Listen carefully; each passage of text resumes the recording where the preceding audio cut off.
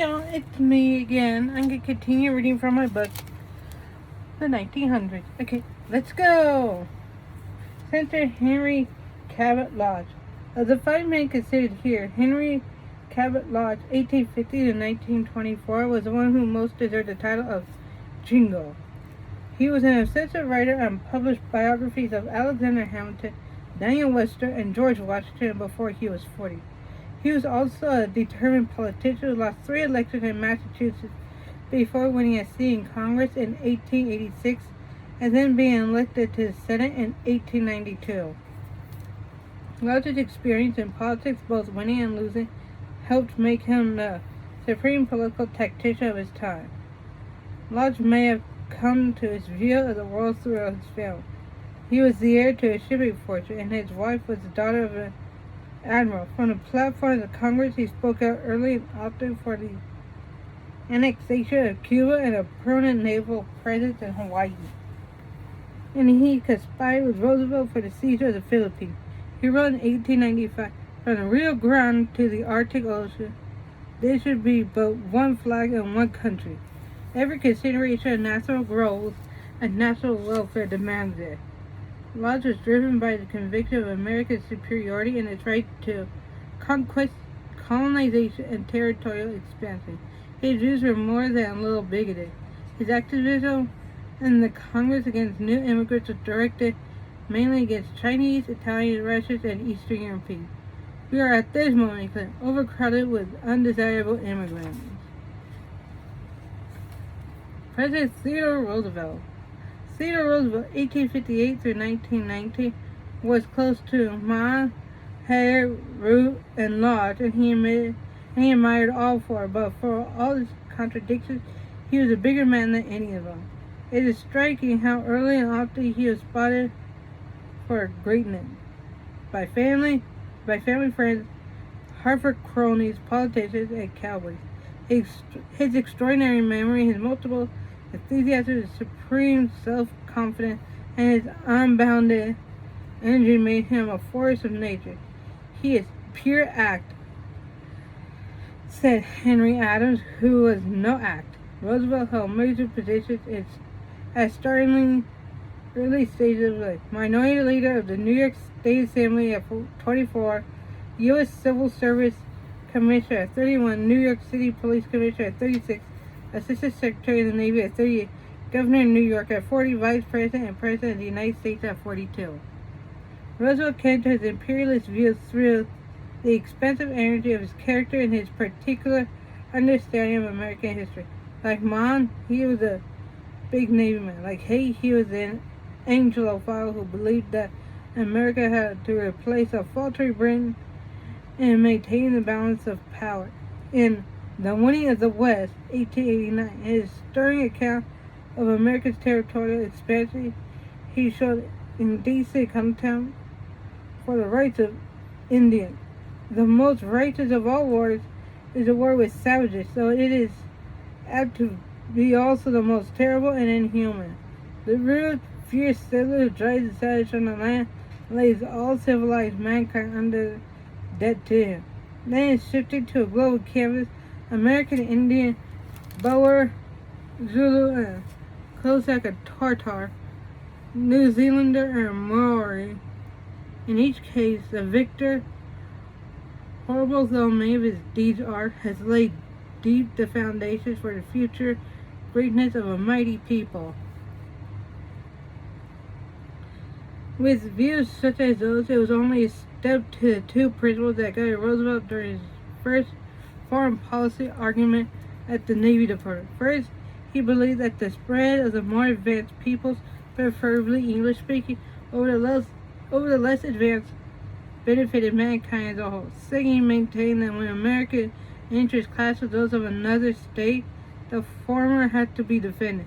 Roosevelt did put some limits on his imperial rapacity to call Church a dedicated anti-imperialist. He wrote, "Unjust war is dreadful. A just war may be the highest duty." And in theory, if not always in practice, he took a moderate view of the Monroe Doctrine. He saw it as an open door in South America, I do not want the United States or any European power to get territorial possession in South America, but to let South America gradually develop its own line, with an open door to all outside nations. Roosevelt rejected imperialism as a description of his approach. He tolerated expansion. The word he preferred was Americanism. The author of Heroic Tales of America, the doer of heroic deeds, he saw his country as truly beneficent toward the lesser nation.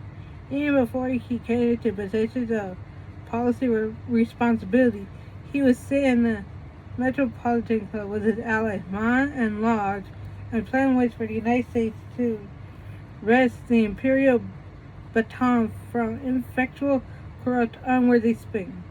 Long before he became president, Roosevelt was the most influential advocate of America's new imperialism. From 1898 to 1903, Roosevelt, Lodge, and Mann were involved in virtually every action that transformed the United States into an imperial power.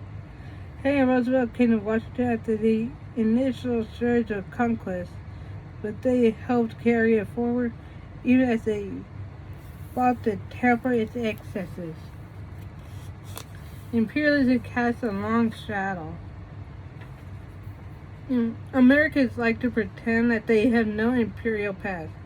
What was done in their name in Cuba, Puerto Rico, Samoa, Guam, Hawaii, and Philippines, and Panama, all in the space of 5 years, proves them wrong. American acquisitions may have been less extensive than the global fraying of Britain, France, Spain, and Portugal, but it was just as different to the interests of local population.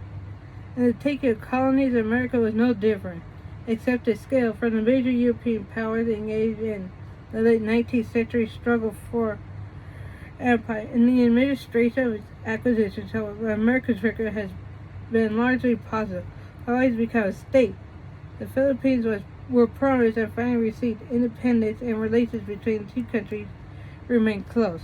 Puerto Ricans consistently voted for close ties with the United States, with no significant popular sentiment for independence. Theodore Roosevelt's America became a classic imperialist power, but it went on to become a moderate and generally effective colonial governor.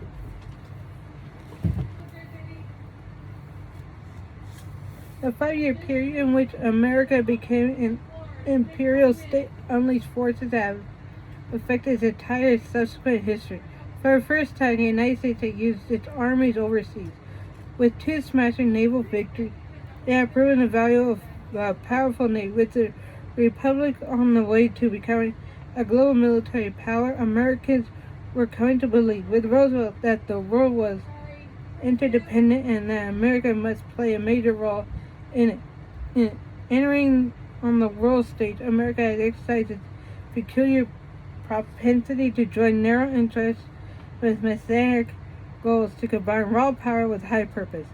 The events and debates of 100 years ago have left their mark on American leaders and their actions ever since. With the hindsight of 100 years, it seems clear that the actions of Roosevelt and his friends helped to change the way America has viewed the world and acted in it. One of Roosevelt's Harvard professors, William James, who detested the imperialism practiced by his former pupil, wrote of 1898, "We gave the fighting instinct and the passion and mastery their outing, because we thought that we could resume their permanent ideals and characters when the fighting fit was done. But the fighting fit did change our ideals and our character. Today, for better or worse, we still live with the consequences, and under the shadow of the imperial acts taken a century ago." Please rate, comment, and subscribe down below. And on YouTube, please ring that bell notification, because I don't know when I'm going to be uploading again. And if you're on TikTok, please like and follow my videos. And please pay for something on either my eBay and or Mercari. Okay, bye.